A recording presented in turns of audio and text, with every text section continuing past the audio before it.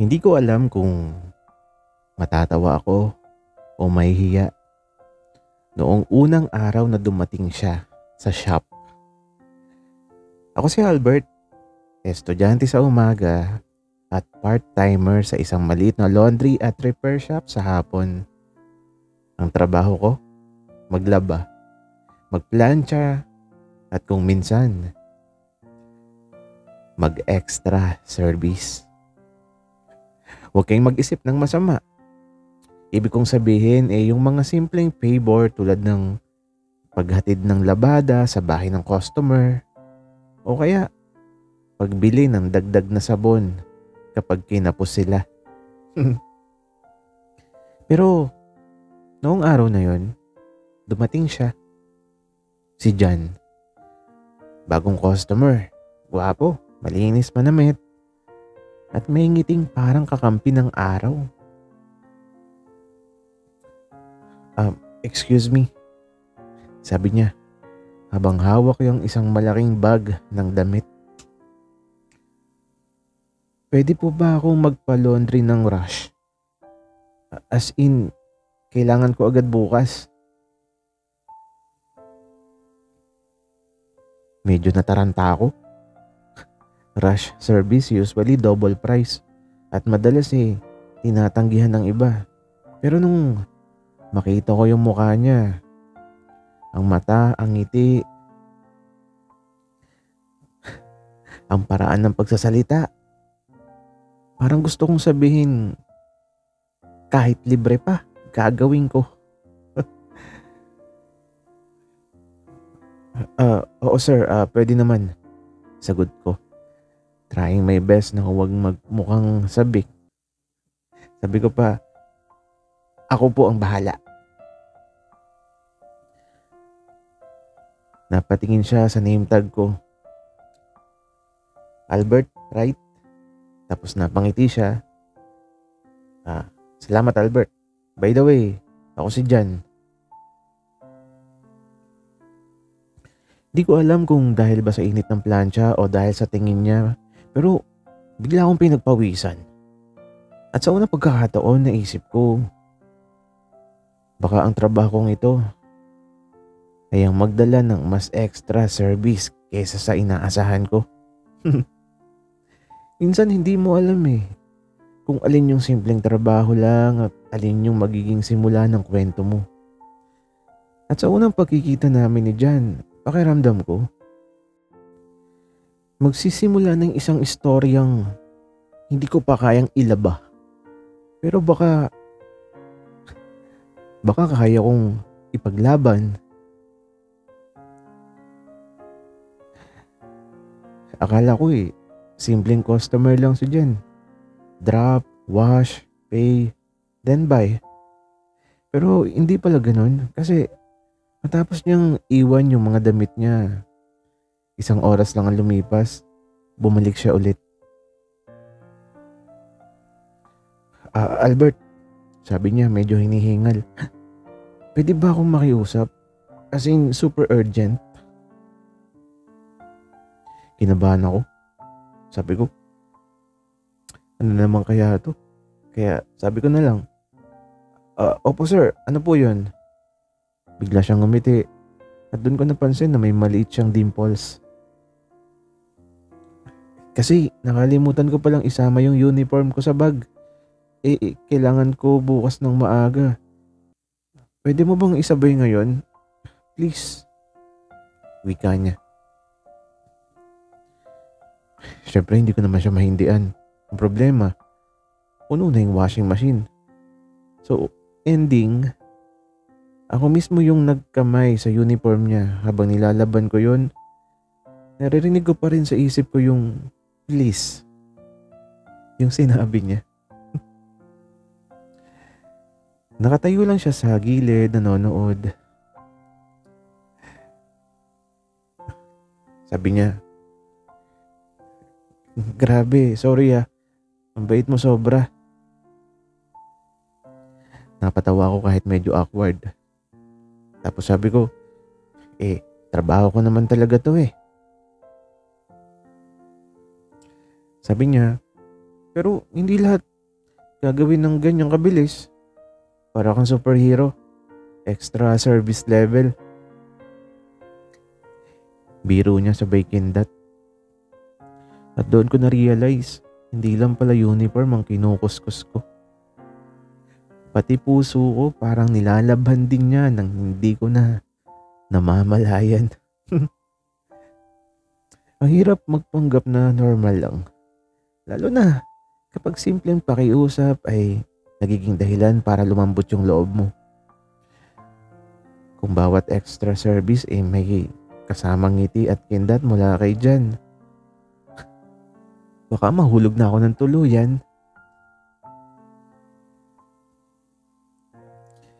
Isang araw matapos kong kuskusin ng kamay ang uniform ni Jan, tumawag siya sa shop. Ako yung sumagot. Hello, laundry and repair shop. Albert speaking. Narinig ko agad yung pamilyar na boses sa kabilang linya. Albert, si Jan to. Pwede bang ipa-deliver na lang yung laundry ko mamaya sa bahay? Busy kasi ako eh. Ikaw na sana, please. Wika niya sa kabilang linya. At ayun na naman yung please na hindi ko matanggihan. Kaya ilang oras lang, ito ako nakasakay sa lumang bike ko, may bitbit na malaking laundry bag at kinakabahan na parang first date. Pagdating ko sa bahay nila, nagulat ako. Hindi mansyon pero maayos. Simple at may mini garden at ang mas nakakagulat, si Jan mismo ang bumaba para salubungin ako. Uy, ikaw pala nagdala. Ayos, personal service. Biro niya, sabay abot ng malamig na bottled water. Salamat, sagot ko. Pilit na hindi nanginginig yung boses. Pag-akyat ko ng laundry sa kwarto niya, doon ako napatigil. May gitara sa sulok, may poster ng banda. At sa kama, nakakalat yung mga libro at notes. Amoy pabango ng lalaki, yung tipong fresh pero medyo may tama sa puso. Pasensya na sa gulo, sabi niya habang kinakamot yung batok. Hindi kasi ako prepared na may guest. Wika pa niya. Sabi ko naman, okay lang, hindi naman ako guest eh. Delivery boy lang ako. Pero bigla siyang ngumiti at tumingin ng diretso sa akin. Hindi ka lang basta delivery boy, Albert. Ikaw yung reason kung bakit enjoy ako magpa-laundry sa'yo. At ayun, biglang nanlamig yung tubig na hawak ko. Hindi ko alam kung ano yung isasagot. At sa gitna ng kwarto niya, habang nakatitig siya sa akin, parang nagkaroon ng ibang bigat ang salitang extra service. Di ko alam kung biro ba yun o may ibig sabihin, pero sa isang simpleng kwarto, sa isang simpleng delivery, nagsimula akong mangarap na baka sakaling hindi lang labada ang gusto niyang ipaservice sa akin, kundi pati ang puso niya. Pagkababa ko ng laundry bag sa kama niya, akala ko tapos na yung mission ko. Uuwi sana ako nung pigilan niya ako. Albert, huwag ka munang malis. Nagluto ako ng pansit canton. Gusto mo? Napatingin ako sa kanya. Ha? Hindi na, nakakaya. Customer ka. Dapat service lang. Wika ako naman. Gumisi siya sabay hawak sa braso ko. Ano naman ngayon kung customer? Hindi naman lahat ng bagay may bayad. Libre to. Banding to. Wika niya. At ayun, naupo ko sa maliit na mesa sa kwarto niya. At nag-share kami ng kanton. Simpleng pagkain. Pero ramdam ko na parang may espesyal na lasa. Kasi siya yung kasama. Masarap ba? Tanong niya. Oo naman, sagot ko. Pero dagdagan mo ng itlog next time para mas kumpleto. Wika ako. Kasi ito, natawa na lang siya. Sabi pa niya, ganun na pala. Next time, ikaw na yung magluluto dito sa bahay. Nagulat ako sa biro niya. Pero bago pa ako makasagot, bigla ako na bilaukan sa noodles. Agad siyang tumayo, pumunta sa likod ko, at tinapik-tapik ang likod ko. Uy, dahan-dahan lang. Wika niya. Nang maayos na yung lalamunan ko, napatingin siya sa akin. Sobrang lapit, halos ilang pulgada na lang yung pagitan ng mukha namin. Pareho kaming tahimik. Ako, hawak yung baso ng tubig. Siya, nakatitig sa akin na parang may gustong sabihin. At sa loob ng ilang segundo, ang ingay ng mundo ay parang nawala. Ang naririnig ko lang, ang tibok ng puso ko, at baka pati nang sa kanya. Di ko alam kung aksidente lang o sinadya, pero ang lapit ng mukha niya, ang init ng hininga niya, at ang simpleng hapunan na yon biglang naging pinaka-kilig na pagkain na natikman ko. Akala ko after nung halos magkalapit yung labi namin ni John, iiwasan niya ako. Pero mali ako. Mas lalo pa siyang naging madaldal at makulit. Isang hapon habang sinusuklian ko siya ng laundry claim stub, bigla siyang ngumiti ng parang may balak.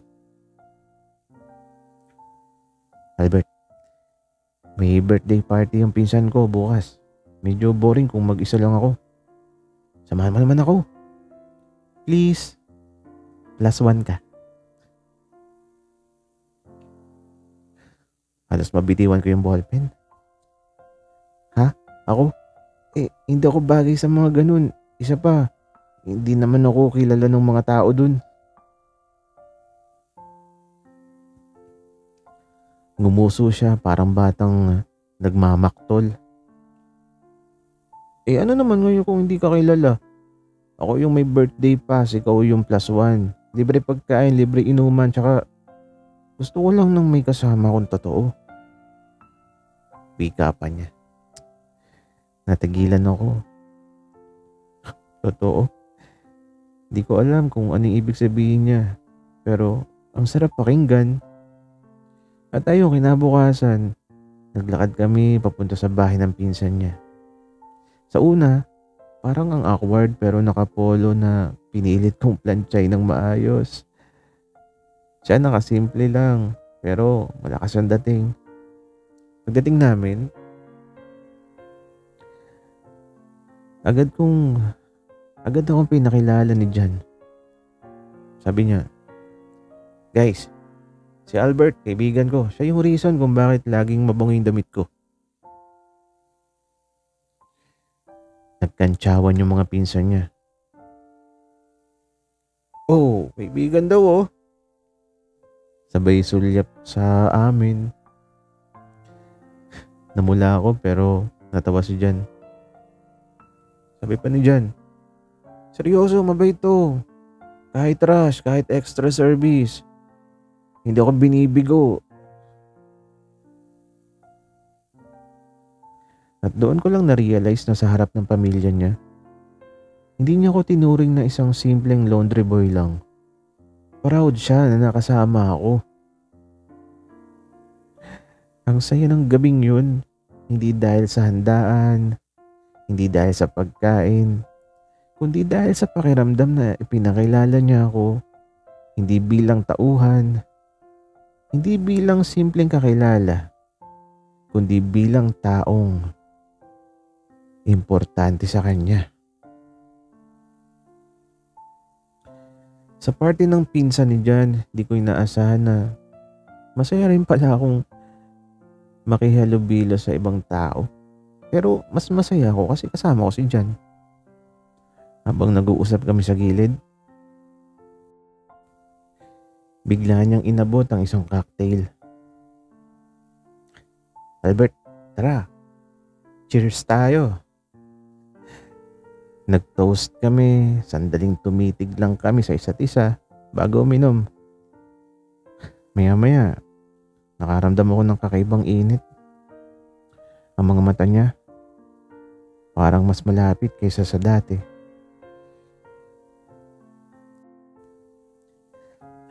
Albert, alam mo ba, na tuwing kasama kita, hindi lang laundry yung iniisip ko. Wika niya halatang may tama na sa inuman. Napatingin ako sa kanya. Ano ba to? Sabi ko, Jan, anong ibig mo sabihin? Gumisi siya medyo nahihiya. Sabi niya, yung extra service mo, hindi lang damit yung nalilinis. Ang puso ko parang nilalaban at napapaganda dahil sa'yo. Sabi ko, ha? Tapos hindi ko alam kung tatawa o iiyak ako sa kilig. Tumigil ako at nakita ko yung tunay na pagkatao niya. Ang tao palaging nakangiti pero may tapang rin na ipakita yung nararamdaman. Kahit medyo nanginginig sa harap ko. Sa gabing yun, hindi lang kami nag-enjoy sa party, nag-enjoy rin kami sa bawat titig, sa bawat biro, sa bawat simpleng haplos sa braso na para bang may sinasabi na hindi kailangan ng salita. Minsan ang katotohanan ay lumalabas sa hindi inaasahang paraan. Isang cocktail, isang ngiti, isang halinghing sa tamang tao. At doon ko naramdaman na ang kwento namin ni John, hindi na basta-basta extra service. Ito na siguro yung simula ng mas seryosong labanan ng puso ko para sa kanya. Akala ko pagkatapos ng party magiging smooth and sailing ang lahat. Mali pala ako. Kinabukasan habang naglalaba ako sa shop, biglang pumasok si Jan. Albert, wait. Sabi niya na may halong pag-aalala sa mata. Napansin ko may hawak siyang envelope. Ano yan? Tanong ko. Wala. Ewan ko. Sagot niya na medyo nahihirapan.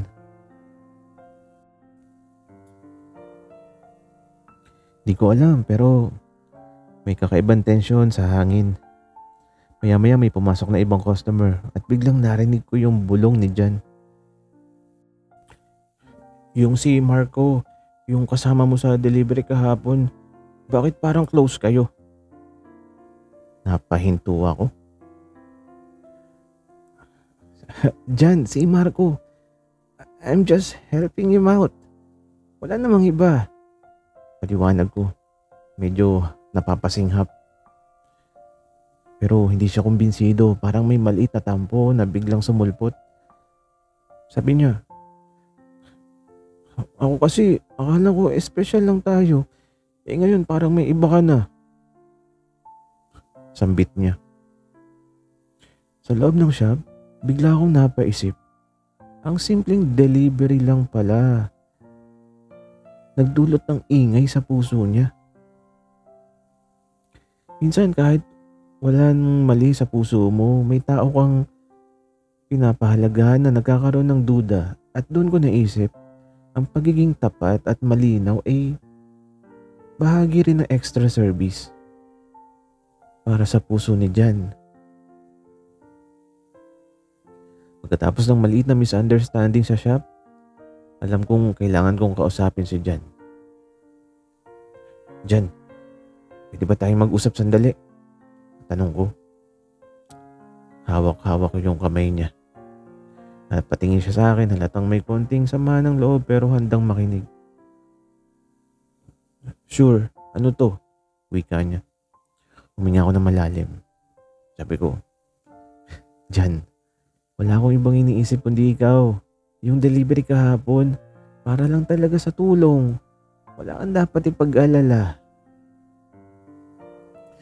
Napatingin siya sa akin, medyo napaluha. Sabi niya, Albert, sorry. Masyado akong nag-doubt eh. Ang totoo, gusto ko lang na ikaw lang yung special sa akin. Ngumiti ako, tinawakan yung mukha niya ng dahan-dahan. Sabi ko, alam mo, ang pagiging special mo, hindi ko na kailangan ng patunayan basta alam mo lang na importante ka sa akin. At doon halos napaiyak na lang ako sa kilig. Nagkatingin na kami ng ilang segundo. Parang ang oras tumigil sa paligid. Bago pa man ako makapagsalita, niyakap niya ako ng mahigpit.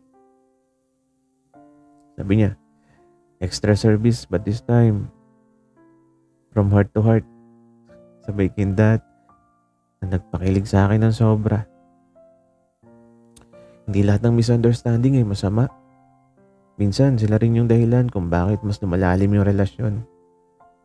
At ang yakap ni Jan, ramdam ko na ang kwento namin hindi lang basta laundry o delivery. Ito na yung simula ng totoong pagmamahalan. Simula nung naayos namin ni Jan yung maliit na misunderstanding, halos araw-araw siyang bumabalik sa shop. Albert! Sigaw niya habang papasok. Hawak ang bagong laundry bag. Uy, ikaw na naman. Anong kailangan mo ngayon? Biro ko. Ngumiti siya na parang may sikreto. Extra service naman. Pwede mo bang plansyahin ng mabilis tapos samahan mo ako sa coffee break sa tabi? Ika niya. Napangiti ako. Halatang na-excite. Sabi ko, oo naman, pero mabilis lang ha. Baka may late na order pa ako. Sagot ko, na pilit na nagmukhang cool. Habang pinaplansya ko yung damit niya, hindi namin maiwasan na magkulitan. Hindi na biro lang, parang paligsahan sa tawanan at kindat. Albert, baka masyado kang seryoso. Kailangan mo rin na mag-enjoy. Sabi niya, sabay hawak sa plancha ko ng dahan-dahan.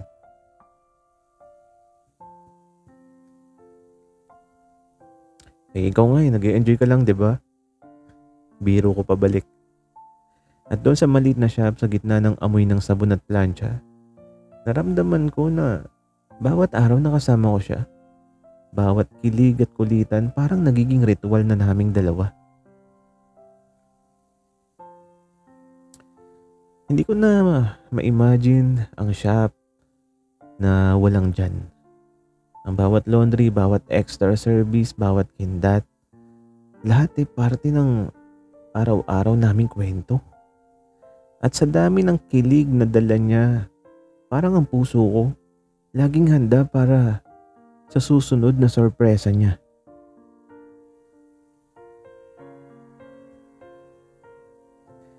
Ito na yung araw na matagal na naming hinihintay ni Jan. Parang ordinaryong hapon sa shop, pero ramdam ko na may espesyal na mangyayari. Dumating siya. Hawak ang laundry bag pero may kakaibang ngiti sa mukha.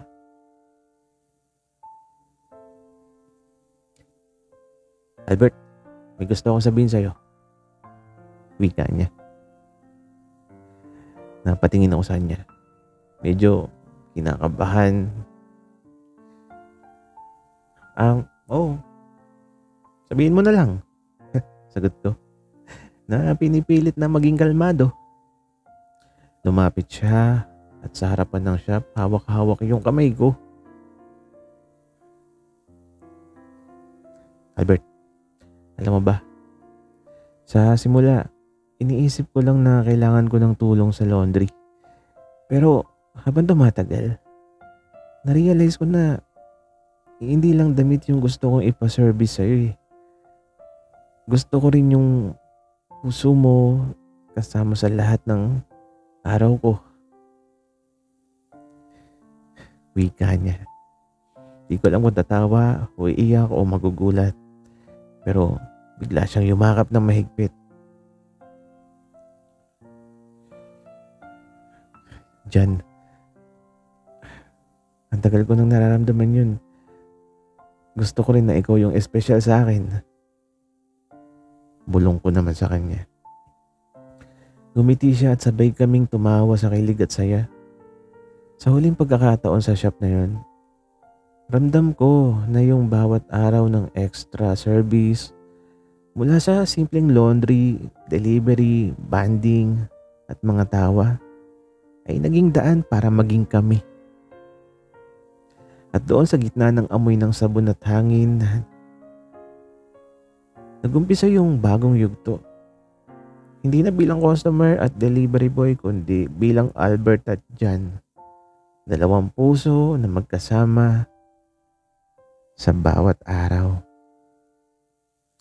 Ang love story namin mula sa simpleng laundry at extra service. Natutunan ko na minsan ang mga simpleng bagay ang nagiging daan sa pinakamagandang kwento. Ang puso kapag tapat ang serbisyo at pagmamahal, laging may happy ending. Sana ay nagustuhan niyo ang aming kwento. Maraming salamat po.